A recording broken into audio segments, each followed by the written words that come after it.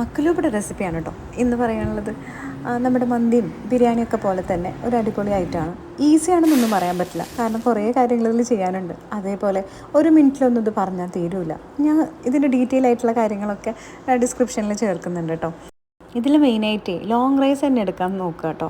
അതേപോലെ തന്നെ ഇതിൽ വെള്ളം വെക്കുന്ന സമയത്ത് ഒരു ഗ്ലാസ്സിന് 1.5 ഗ്ലാസ്.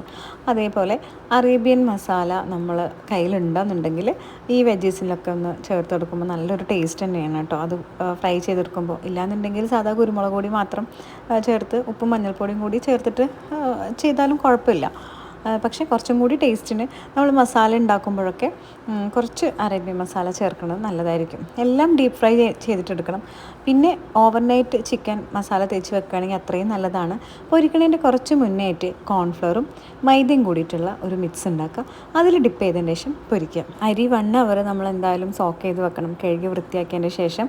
എന്നിട്ട് പിന്നെ നമ്മൾ അതിലത്തെ വെള്ളമൊക്കെ നന്നായിട്ട് ഊറ്റി കളഞ്ഞതിന് ശേഷമാണ് അതിലേക്ക് ബട്ടറും കുരുമുളക് പൊടിയും മഞ്ഞൾപ്പൊടിയും കൂടിയിട്ട് ചേർത്തിട്ട് മിക്സ് ചെയ്തിട്ട് വെക്കേണ്ടത്.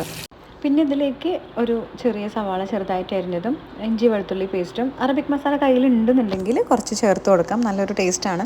പിന്നെ നമ്മൾ 2 ചിക്കൻ ക്യൂബ്, 1 കിലോ റൈസിന് 2 ചിക്കൻ ക്യൂബ് അങ്ങനെയാണ്. എന്നിട്ട് അരി വേവാൻ ആവശ്യത്തിനുള്ള വെള്ളം അതിലൊഴിച്ച് തിളപ്പിച്ചതിന് ശേഷമാണ് വേറൊരു പാത്രത്തിൽ നമ്മളത് അസംബിൾ ചെയ്യണത്. വെജീസും ചിക്കനും എല്ലാം ചേർത്തിട്ട് അരിയുടെ മേലെ നമ്മൾ ആ വെള്ളം ഒഴിച്ചു കൊടുക്കും. ഒരു 30 മിനിറ്റ് വേവിക്കുക, എത്രയേ ഉള്ളൂ. അടിപൊളിയാണ് കേട്ടോ മക്കളുപ്പ.